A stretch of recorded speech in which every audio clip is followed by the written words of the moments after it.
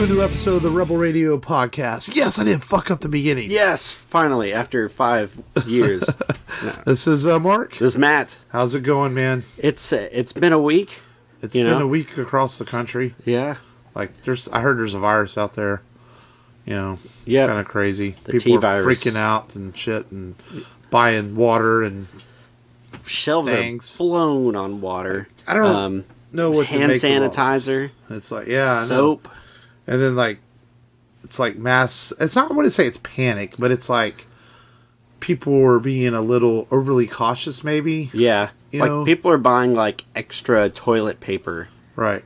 And, like, all kinds of extra food. I guess they want to have their butt clean during a virus outbreak. They're like, if this virus goes crazy, I'm going to make sure my ass is clean. Yeah. I don't know. I don't want to, like, say anything wrong to offend anybody, but, like, man, calm the fuck down, people. You know, it's like the supply chain's not going to stop. You still can get food and water. Yeah. If it comes to the idea of quarantining and stuff, they're not going to say you can't go out. They're going to have curfews. They're going to be like, you can only go out certain hours and things like that. And they might cut off some streets so you can only go certain directions, like to the grocery store and stuff like that. But, I mean, it's pretty much fucking impossible to shut down the United States of America. Yeah. In some ways, you know? And, I don't know, man. It's kind of appropriate, like, that we picked the movie we picked today about mortality and stuff. Whenever there's sadly a virus has taken the lives of some people, you know. I saw a news story today that a 17-day-old baby got the virus and fought it off without any medication. That's crazy. And I was like, you know what? This makes me a little hopeful. I bet they tested that baby's blood too. They should. The vaccine. I didn't read 100% into it. I did the headline, and I was like, oh, that's really cool. It was KHOU too. It's kind of crazy too. Like they said, like a vaccine could take as much as 3 weeks or up to 6 months. Yeah. Like it's like almost like playing the lottery. It's like hitting the right bloodstream and the right cells, and like bam, we got the vaccine. Yeah. So they could find it really quickly, or it might take them longer to find the right strand.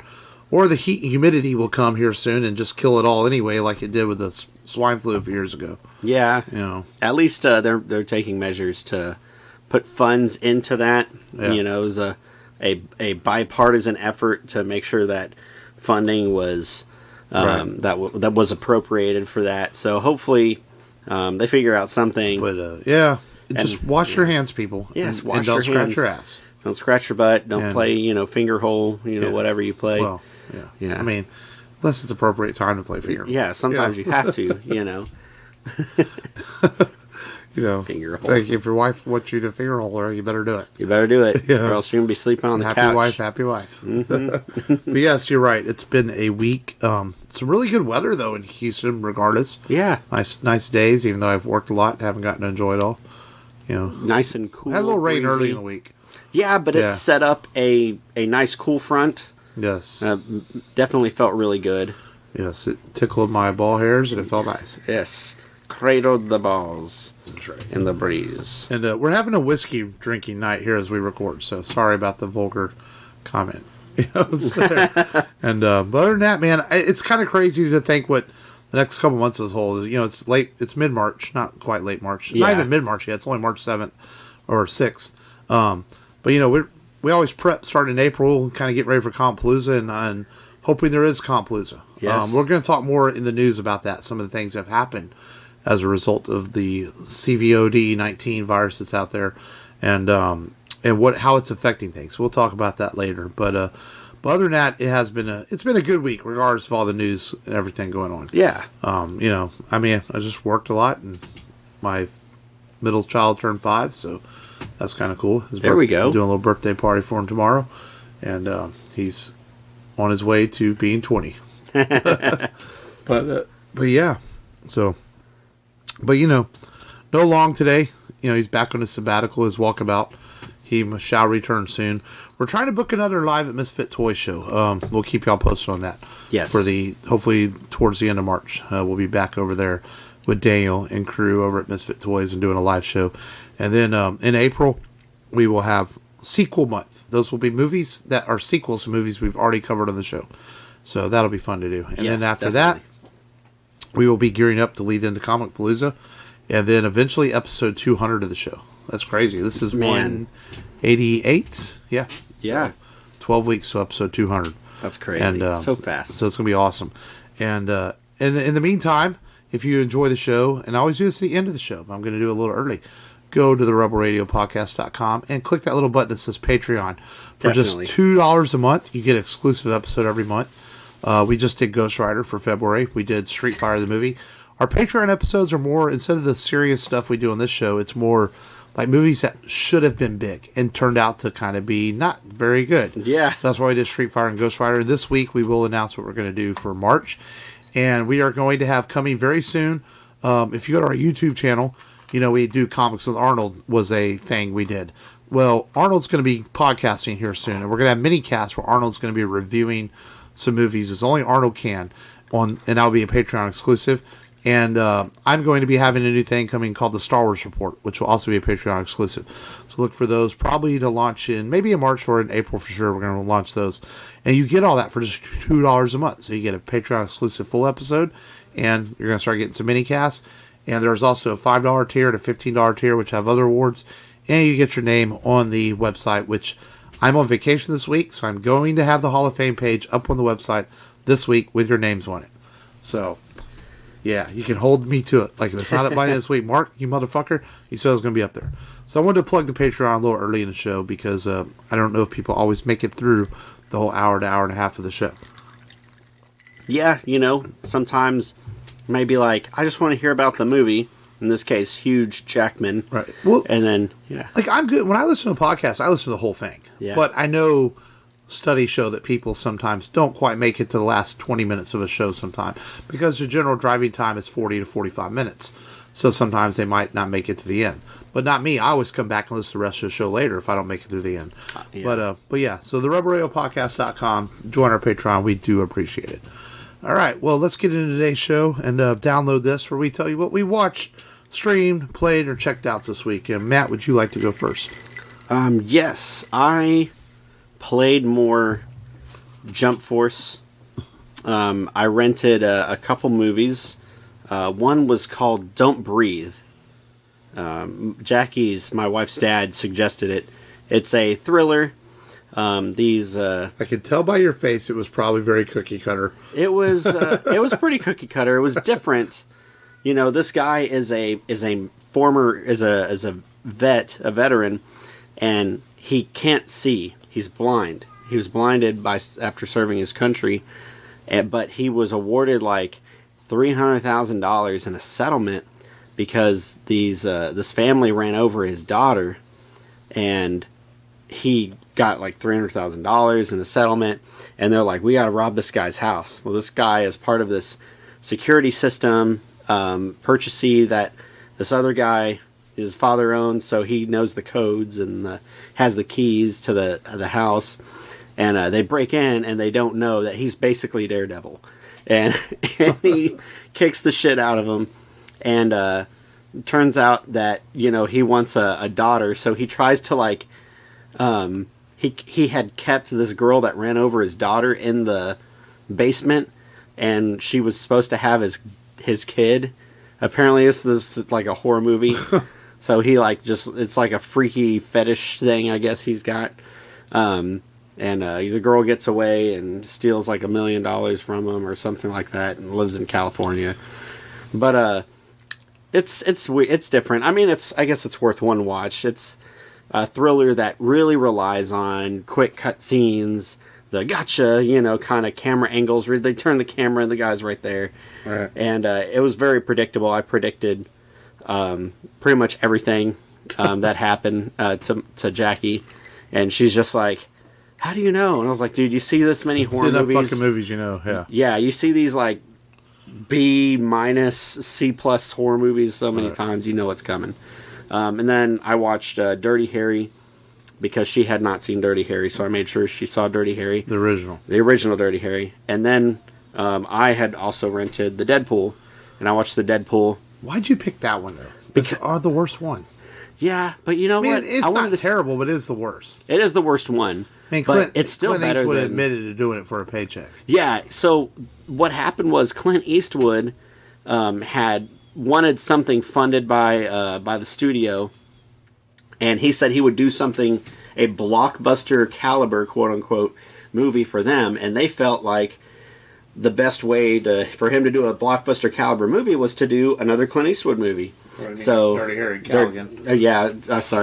Dirty Harry movie, Harry Callahan, and he's always got something that he says, like a line that he says twice. This one, it's "you're shit out of luck," and he's great in the movie. Oh, yeah. Like he Clint never mails it in. Yeah, he's in a shootout in a Chinese restaurant, and he goes around back and surprises the robbers, and he's sitting down. He's like, "Did you read your fortune cookie?"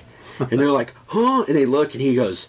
He reads it, and he goes, "It says you're shit out of luck." And just pulls out his .44 mag and just starts blowing them to hell. Yeah.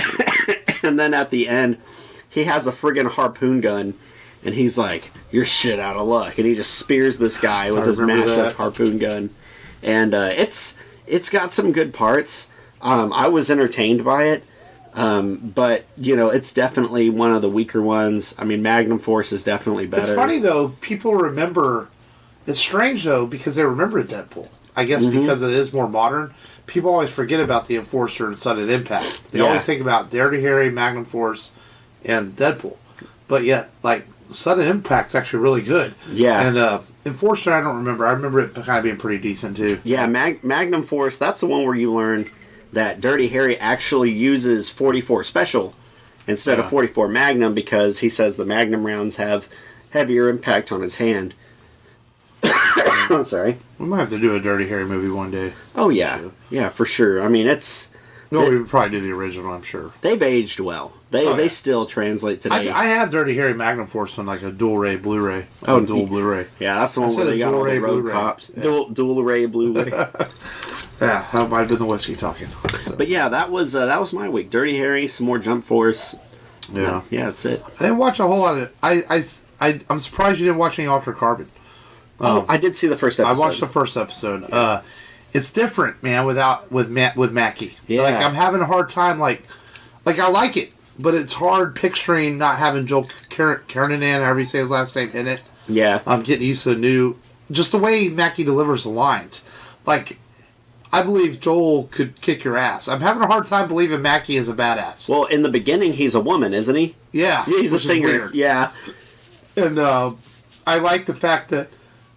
I also didn't like the fact that, at least with the first episode, I have to get more into it, it felt like they were saving budget. The first season looks great. It looks like it's out of a Blade Runner film. Yes. It's sci-fi. Did you notice that the first episode of New Season's all shot in the clubs and dark areas? It's... the world didn't look slums. The world didn't look as vibrant as it did in the first season. Yeah. And I hope from the looks of the trailer, I think it won't stay that way, but the first episode was definitely hey, let's save a little money here. Yeah. And that's one thing I appreciate about the first season of Altered Carbon is that it looked expensive. Yeah, they spared no expense with that first season for sure. And I know our beautiful detective is supposed to be back in this because she's listed on the cast list. Really? So I think she's going to appear, even though this is 30 years later, apparently. Yeah. So we'll see. Maybe some sort of flashback thing. So, but so far so good. I mean, I'll definitely get into it. I just only watched the first episode. Oh, yeah. Then I started watching, I don't know why, because it's not something I would normally watch, but I started watching, I'm Not Okay With This, the new show on Netflix. It's they're 20 minutes long. It's this chick who's in high school and she's going through the change, puberty and all that, but she's discovering superpowers she has and she's not really sure what's going on. Yeah. And I like it though. It's catchy and I can't stop watching it for some reason. And I think the fact that they're only 20-minute episodes helps it too. Yeah. And if they're quick. And there's only 7 episodes in the first season. I think I'm halfway through already. It's well acted and it's from the producers of Stranger Things. Okay. So it's kind of good. It's different. It's funny because people would say a show like that you have to be a teenager to appreciate an Hank show like that. Yeah. Not really. We've all been there, even if we're older now. Oh, yeah. You can still identify with these characters and stuff, and especially if it's a well-written show, and it is well-written. It's the young... I can't think of the actress's name, but she's from the It movie. She was in It. Oh, okay. And she's really good in it. I have to give her a lot of credit. She's actually really good in the movie. In It or in the TV show. Right. I Am Not Okay With This. That's the name of the show. So...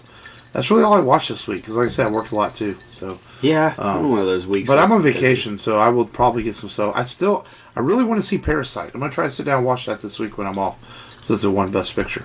And have you ever seen Snowpiercer? No, It's direct from the guy directing Parasite. It's on Netflix, man. You want to watch a really cool sci-fi film, and it's not a foreign film like Parasite is. Yeah, he actually shot it in English. Watch Snowpiercer. You'll like it. It has Chris Evans in it. Okay, so, it's got your whipped cream banana boy in it. So whipped cream banana split. Yeah, so you'll appreciate it. And that's it, man. So I guess we should get into today's feature film.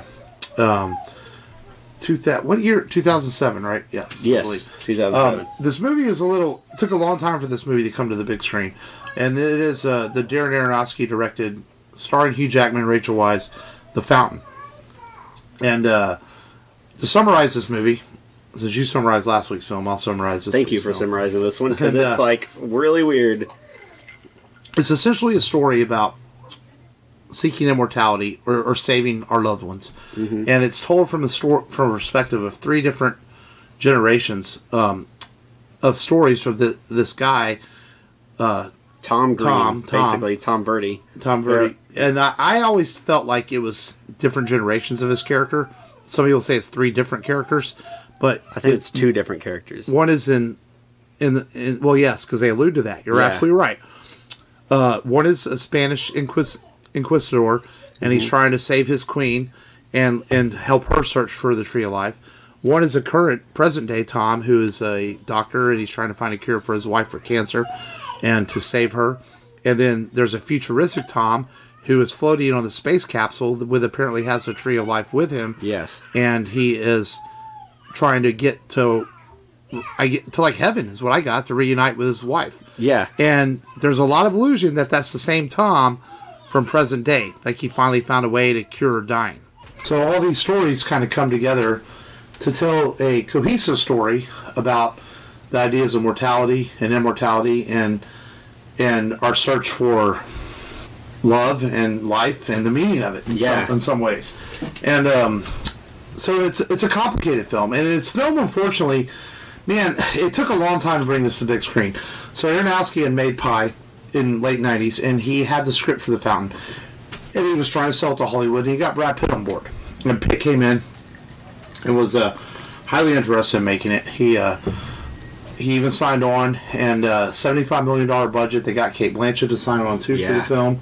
They were going to make this movie, and but the studio kind of balked at the budget. They weren't sure if the film could be pulled off, everything, and it took too long to get made. So Brad Pitt ended up dropping out, and Aronofsky, the studio wanted him to lower the budget of the film, and he didn't want to do it. $35 million. And so it was funny as Pitt released a statement going, "Oh, I still believe in the movie, and I hope it gets made one day." But it's funny, he actually got paid for this and never shot a thing because it was a contract thing. Wow. Yeah. And Blanchett, she never really got paid. She never really fully signed. She had just kind of had a handshake deal she was going to star. Aronofsky shelved the film, and he reworked the script on his own time to make it a lower budget and fairer way to do the special effects. And around 2004, he started shopping it again.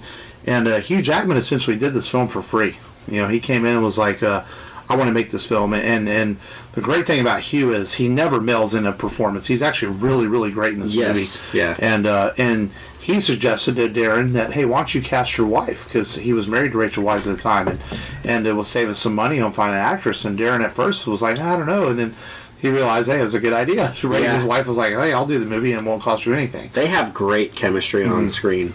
And it's like she is, I think you really, believe her and she sells it. Hugh, of course, is great. Yeah. And I think this is definitely one of those movies that sparks like a higher level of conversation. Yeah. Like what this movie means to you. Well, had you seen this before? No. See, I saw this actually in theaters, and the movie was weird because it came out in November of 2007, Thanksgiving weekend, and there was something else that was up against it, caused no one to see it. And I saw this with my mom, and me and my mom were the exact same thing. We talked about this movie for a long time. It's definitely sparks conversation. It's really well done, and it makes you think about things. So your impression of it, At first, when I first watched this thing, I was like, Mark picked this movie. Because it's like, your audience was mixed, right? Right. There's that reaction that they had, which caused the 51% tomato meter, the failing at the box office, it making, $15 million gross profit. And, people were like, what the heck's going on? There's the Conquistador, but then he gets sliced with a sword, and now he's a bald dude, and then now he's a doctor, and you know, he says he can't go out and walk in the snow with Rachel Weisz. What's going on? So you had those people, and then you had people that were able to kind of put it together and find the meaning of what the movie was really about, and it's that, you know, coming to terms of one day you're not going to be here anymore. You know, this world is going to turn, you know, a million, hundreds of millions more times after you die. Not just you, but losing loved ones too. Yeah, and death is just, you know, part of the process. Mm-hmm. And you know, planting a tree over her grave, you know, and you know, him wanting to find a cure to everlasting life, trying to postpone death and trying to avoid it. Eventually, he comes to terms with it and ascends into Xibalba, the nebula, before it goes supernova, and joins his beloved. So, did you like the movie then? I did like it. It was, you know, I was like, wow, this is a sci-fi drama, kind of like a chick flick a little bit. If you had to, you know, if you had to make a sci-fi chick flick, I knew you were going to say, like, Matt's going to think, what the hell, Mark Pitt? But it's not a chick flick. It's not, you know, Legally Blonde. Right. But you know, it's kind of cool, the things that Aronofsky did. You know, I can definitely tell this was. I didn't pay attention to the director until, you know, a little bit before we recorded. I'm like, oh, this guy made Requiem for a Dream. Of course, this movie and that movie go hand in hand. And he did all the special effects using like petri dishes and chemicals and colors and stuff. Yes. Yeah, which is amazing. And they shot Hugh in a pool of water to show him like he was spinning in space and stuff, and then put the effects around him using his computer. It's not even green screen. Yeah. It's just stuff he did on his home computer to save money. And people didn't realize that the bubble is a spaceship. I didn't think it was a spaceship. I thought it was just a bubble. And I was like, why is this guy floating in a bubble? And, you know, Aronofsky, he just wanted to do something different versus like the whole pushing buttons and the typical sci-fi that, you know, one would see. He wanted to be different. So it definitely is different. And I think it's definitely a movie that you could definitely watch with your significant other if she's, you know, kind of like mine, on the fence about sci-fi movies, very picky about it. This is one where you can, you know, watch with your family for the most part. Not really a lot of blood in it, but it's you know. The initial cut, the MPA initially rated it R. Really? And Aronofsky went to him and was like, you know, come on, it's like not, you know, it's no worse than some other thing. And they did cut it. They ended up giving PG-13. That's good. Because he was like, other than the couple of sword moments with the Conquistadors, and you briefly see Rachel Weisz's nipple in the pool, in the bathtub, but overall it's a very low, very harmless movie. I have to go back and rewatch that. Yeah. But I always liked her in The Mummy. Yeah, but no, this movie has like this very epic feel to it, but yet it's only 1 hour and 35 minutes long. Yeah. So it moves at a brisk pace, but it's well paced, but yet it feels like a 2 hour epic. Yeah. Excellent music in it that brings it all together. Excellent performances by all the actresses. Ellen Bernstein, who's always good in it. Ethan Suplee, who had done a lot of serious stuff up to this point, you know, or a lot of comedies, I mean, at that point, is in this. And of course, Hugh Jackman is really, really good in this movie, and so is Rachel Weisz. Like you said, they have really good chemistry in it. And he was Wolverine at this point. Yeah. Yeah. He was Wolverine. He's playing 3 different characters, versions of himself, but he's really good in all of them. Yeah, he hunches forward with the Conquistador, and he's just very, very different body language with all 3 of them. Yeah. That kind of puts them together. And they did things to save money, like they kept the cast very small. The only amount of extras they had to use were the Mayans, and they went and used some real Mayans to film it. And brought them in, and they constructed a small set to make it look like Mayan ruins and stuff, because they knew they couldn't afford to go shoot on location because they were saving money. So they shot it on a soundstage and made it look like, and they had a Mayan consultant to say that's what it would look like and everything. Wow! So they did things like that to keep it under 35, keep it at $35 million. And like I said, Hugh and Rachel Weisz basically worked for nothing on this film, and it was a passion project. They came for him, and I like the fact that they did it for basically free, but they still performed very well. You know. Yeah. No, it's you know, and to go from Brad Pitt and Cate Blanchett, which are obviously A-list people, to go to essentially at the time B-list actors. Yeah, he wasn't huge yet. I mean, he had X-Men, but he hadn't really branched out yet. And Rachel, you know, she had done a few movies, A few notable movies, but she, you know, nothing major, I don't think. I could be wrong. But they really pulled this off. Yeah. I don't think you could see Brad Pitt and Cate Blanchett doing this movie anymore. No, like, I could see Brad in the role, but I don't see the chemistry between Brad and Kate. Yeah. Like, I don't see how that would have worked the way it works with Hugh and Rachel, you know? And this is a movie that I've, over the years, I've campaigned for and told people about, because I really appreciated this movie when I saw it.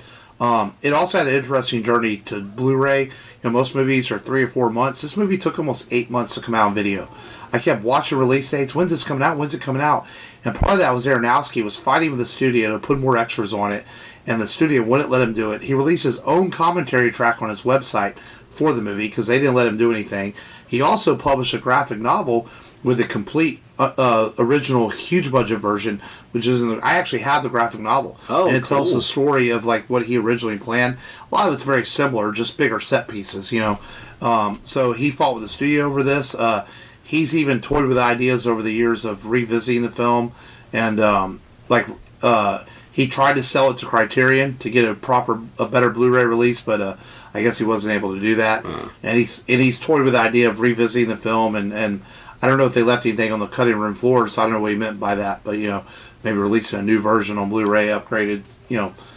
Because the Blu-ray, I noticed when I watched it the other night, is a little bit darker, so I don't think they gave it a proper transfer, you know. Yeah, maybe that's what he meant by revisiting it. Maybe so. Because he's really proud of this film, you know. It's not maybe the film that he's known for, you know, maybe Requiem for a Dream or Black Swan, some of the films he's known for. But, like, this is arguably, like, it's his most successful film, I would think, because he's made some weird stuff.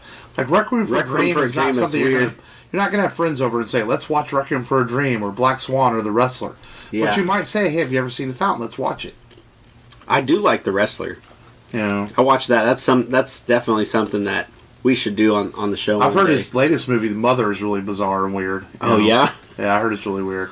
Like, I didn't like Black Swan. I wasn't a fan of that movie. I was like, man, don't get me wrong, I liked the Natalie Portman and Mia Kidis scene. That was pretty good. But the rest of the movie, I was just like, I didn't like it. I didn't really care for it. His first film, Pi, is really weird and bizarre, but, like, I'm not really sure what Pi was about. Yeah. Like, okay, what did I just watch? Is this a movie about pizza? But, yeah, Aronofsky's an interesting director. You know, and then he made, like, Noah, which was a big-budget film, and it wasn't very good. Yeah. So maybe he's better at sticking with his movies with smaller budgets and that he's more focused and more passionate about. M. Night Shyamalan. Yeah. Give him a small budget, and he actually does pretty good. Yeah, but he wanted to make a science fiction film, and that's what he did with this, made like a sci-fi fantasy film. I think one thing about Aronofsky that I think he's only like this flux in timeline stuff and being able to, you know, come together at the end. Yeah. I think he's only second to Nolan on that. Yeah, I think that. Well, Tarantino does kind of jumps around his timeline, his films too. Yeah, you know. But it's but I give him props for that because I feel like it did kind of come together at the end, and that's and it's funny. Aronofsky and Nolan are always connected because you know Aronofsky was originally going to direct Batman Begins. Oh wow! People forget about that, and then Nolan came on.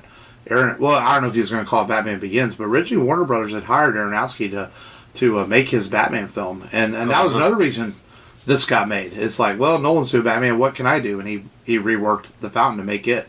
You know, and I'm glad he did because we got some really great Batman films, and we got this film, which you know, it's a risk-taking movie for us to do on the podcast because not a lot of people have seen The Fountain, but that's why you talk about this too because you hope people like. I mean, you can rent this on video for $3. I think it was only $10 to buy it. If you've never seen The Fountain and you want something really different, really, really well done, man, this is worth watching. Yeah, for sure. I think it's definitely a hidden gem that a lot of people haven't seen, on especially in Hugh Jackman's career.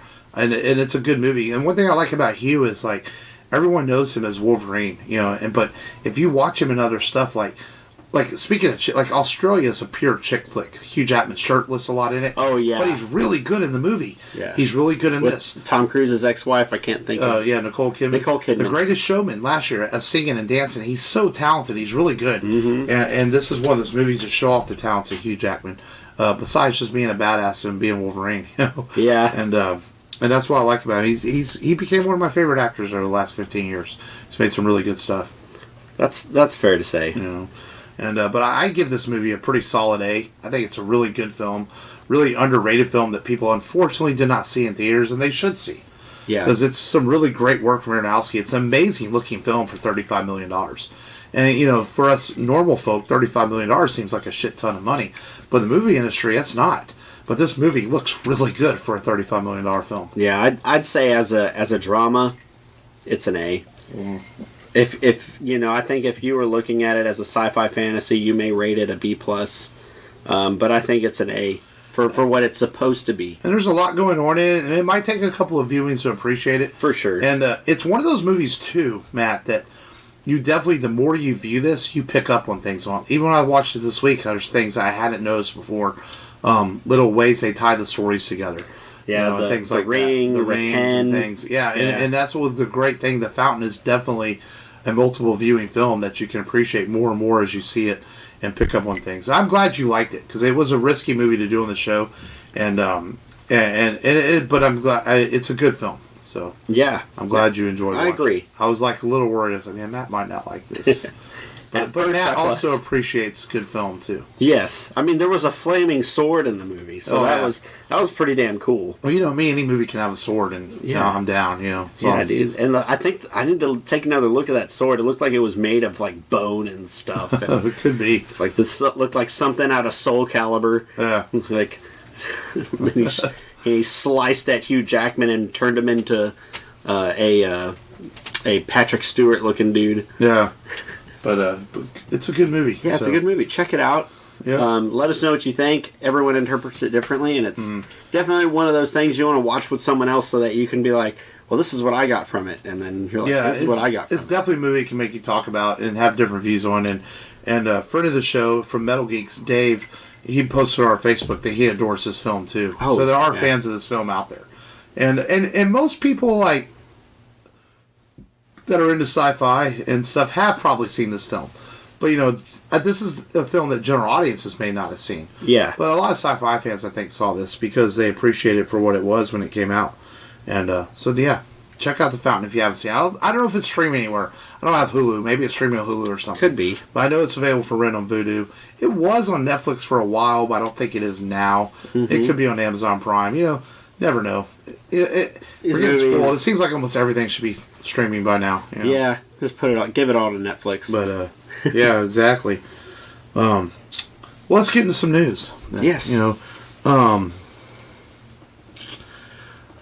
So the coronavirus is causing some things to happen. Here in Texas, the South by Southwest Music and Film Festival is a big deal, and they announced today they canceled that. Yeah. This is huge. It's unexpected. Yeah, because South by Southwest brings in musicians and artists and filmmakers and people from all over the globe to be there for this festival to present their music and their films or whatever they are doing. And for them to cancel this, it can have up to a $300 million impact on the city of Austin. Economic impact. A lot of small businesses rely on this every year. Yeah. I've driven through Austin when South by Southwest is going on. There are people everywhere. I get why they did it, but I'm also, again, like, are we overreacting? It's like, I don't know what to make of this coronavirus thing. Yeah. And it's disappointing because South by Southwest is important to a lot of people. As a fan, I've always wanted to go, living in Texas, but my sister, I believe, she had tickets one year, and she says, it's cool, but it's still hard to get anything. You just kind of walk around the grounds. But now it's not even just the grounds. I mean, it's literally all over downtown Austin. They have movie theaters and concert halls and different things. They have events going on. So you kind of have, you can have a South by Southwest pass, but then you have to get passes to get into the events. I guess that's how it works. So it's kind of big news, South by Southwest. And it's not the only casualty. No Time to Die got pushed back to November. Yeah. Again, due to coronavirus concerns, because they feel like people aren't going to the theaters right now, or they might not go to the theaters in the next few weeks, depending on how bad this virus gets. And of course, the Bond films always rely on the UK moviegoers to go see Bond because it's huge in the UK, and Bond's big in the US too. And it seems like the UK theaters have already seen a cutback on screenings of films, so they're pushing Bond back to November. In some ways, that seems appropriate because Bond always comes out in November. Yeah. It also sucks because I was looking forward to seeing it. Now I got to wait 6 more months. But I guess priorities and safety are important. Absolutely. So we need to take care of each other. Got to protect Daniel Craig. And I wonder what else will happen. Emerald City Comic Con is not canceled, but they are. I don't know if they officially announced it, but they're going to push it back. I think till the end of summer. Yeah, up in Seattle. So that's interesting to see. Of course, we are involved as part of the podcast program as Compalooza. Not saying anything because I don't know anything. I have no inside information, even though I'm the podcast coordinator. But we have to be looking at what will happen with Compalooza. Will it get moved? Will it get canceled? Because it's coming up in May. Yeah. And again, I know nothing, so I don't want anybody to listen to this say, "Oh, Mark said that Compalooza is getting moved." I really don't know anything. It's just something we have to think about and talk about. As it gets closer to the convention season. That's a fair observation. Because when you go to cons, there's always that con bug. Every year you kind of get a little con or something. crud. Yeah. So I guess it is. I mean, safety first and health first, of course, is more important than buying action figures and seeing actors and looking at comics and hanging out with your friends. So we shall monitor this over the next few weeks and see what happens. I've been seeing memes that says if you eat ass, you're immune to the. Is that what it is? Coronavirus. You eat ass. You have to eat ass. Really? Yeah. Yep. You're so smart. HBO. HBO is going to develop. Well, actually, the creators of the Chernobyl TV series are going to develop The Last of Us for a television series for HBO. And fuck yeah. You are an Xbox user, so you are disqualified technically to talk about I've seen video clips. But The Last of Us is one of my favorite games I've ever played. Very much looking forward to part 2 in May, assuming it doesn't get delayed because of coronavirus. Yeah, I know, right? I haven't pre-ordered it yet, but I fully intend on pre-ordering The Last of Us Part 2. And, man, I think this, video games, I think we're starting to see with, certain formats of things like The Boys on Amazon Prime, and they're still trying to bring the Y: The Last Man to TV, and The Walking Dead, is that certain things just work better in a television format. The Last of Us is a very complex, deep storyline game, which could work as a movie. I think it's smarter to develop as a TV series. And I don't even think you need multiple seasons of The Last of Us. You could do it over 1 or 2 seasons. But I think this is a really good idea to do it like this. HBO, usually if they're putting money behind it, it's probably going to happen. Yeah. So I'm excited for this one. I think, I've only seen clips, of course, but I think the game looks really good. Yeah. And, there's a lot of people that love it. And I think this could be... It's hands down one of the best games I've ever played. Yeah. So, you got to get the casting right. I mean, dream casting would be Josh Brolin and Ellen Page, because that's who the characters look like. But Ellen's probably a little too old now to play Ellie, There was some talk at one time that the young girl from Game of Thrones, I can't think of her name, she was attached to play Ellie when it was Last of Us was being developed as a film. Mm-hmm. But you got to trust HBO and the guys who created Chernobyl to cast this correctly and pull this off. And it's got to have a budget because you got the special effects have to look good. Yeah. So you can see the fungi, zombie-like creatures. So I hope it happens. I hope the HBO moves forward with this. So Matt Reeves gave us new pictures of the Batmobile. And, mostly pretty positive reaction. I think they look badass. Yeah. I thought it was Fast 11. the Bat and the Furious? Yes, the Bat and the Furious. I like the car. I like Nolan's Tumbler. Even though when I first saw Nolan's Tumbler, I didn't like it, but it grew on me when you saw it in films. Yeah. I like the concept. Baby of a Hummer and a Lamborghini. Right. Justice League, Batman vs. Superman's Batmobile is a little bit too, clunky, kind of... It's over the top. Yeah. This is Zack Snyder. This over the top. This is more in line with... And of course, the 89 and the Batman... The 90s Batman films were very comic bookish. Yeah. This feels more like a practical Batmobile where, it looks badass and it can destroy and kick ass, but also doesn't look like something that belongs to a millionaire. Yeah. It's believable that, it doesn't give away, it's one thing, sometimes I always thought, well, people could have put 2 and 2 together that it's a rich motherfucker that owns this car. And that's the first thing I noticed about this new Batmobile. It looks a little more sleeker, a little bit more, okay, maybe a millionaire doesn't own it. Yeah. But, so far, man, everything I've seen from Matt Reeves' Batman, from the brief pictures and glimpses, I'm really digging it. People want to knock Robert Pattinson because everyone wants to talk about Twilight, but the guy's a good actor.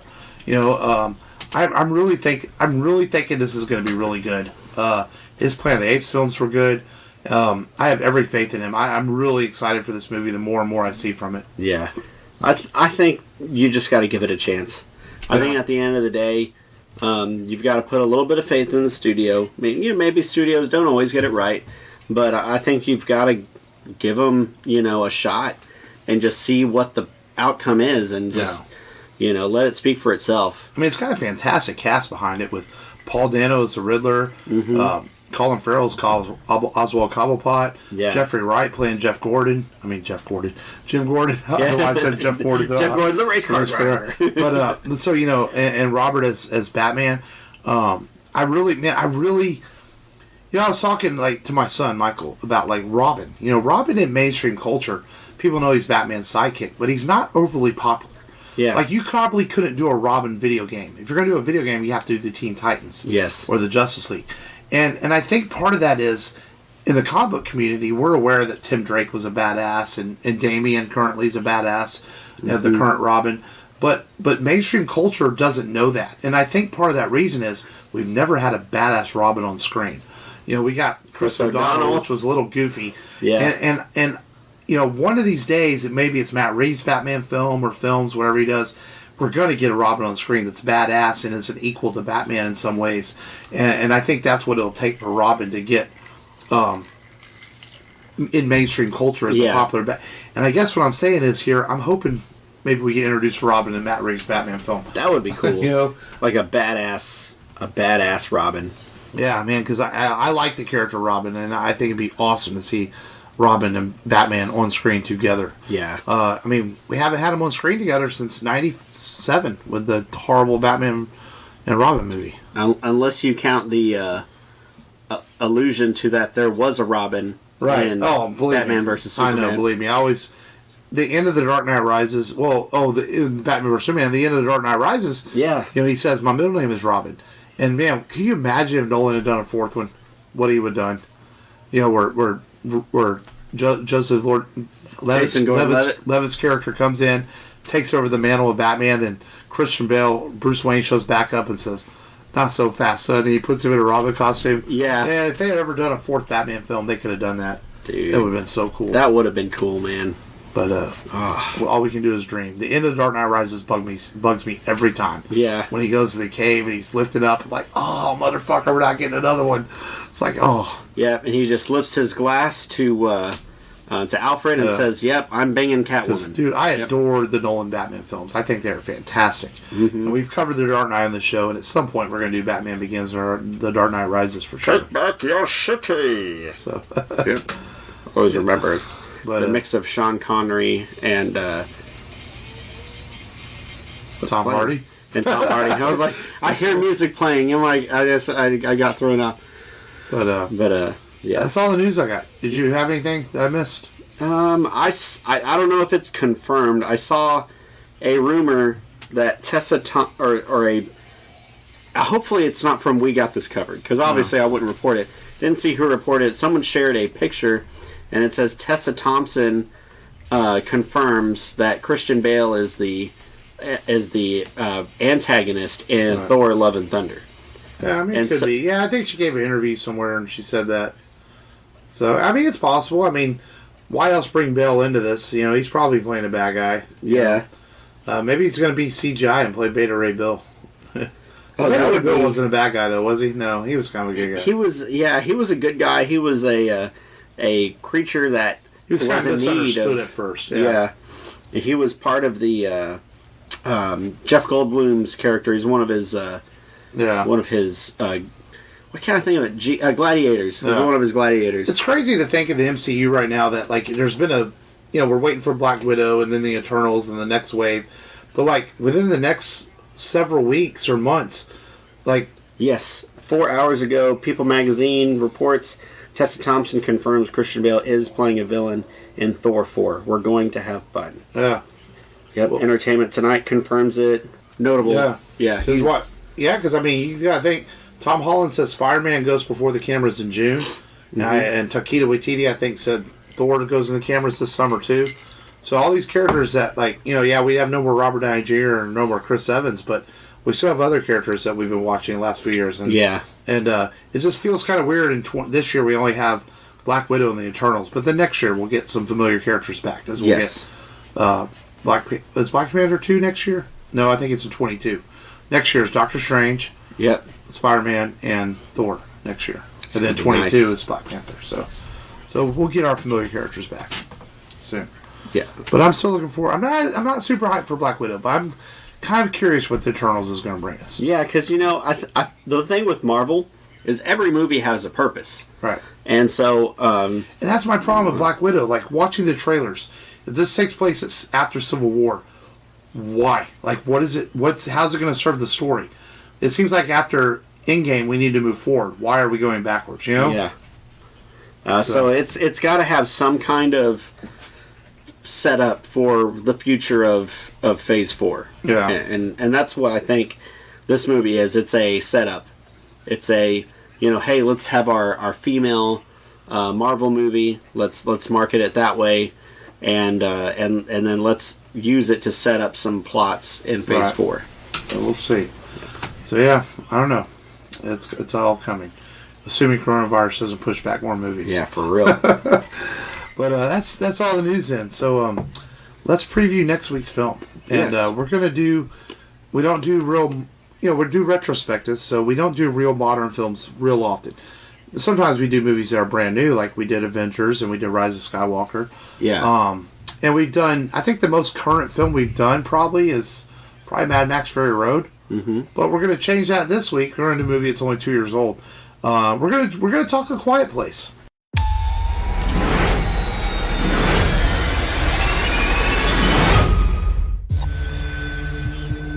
Fighting a massive invasion. Total devastation.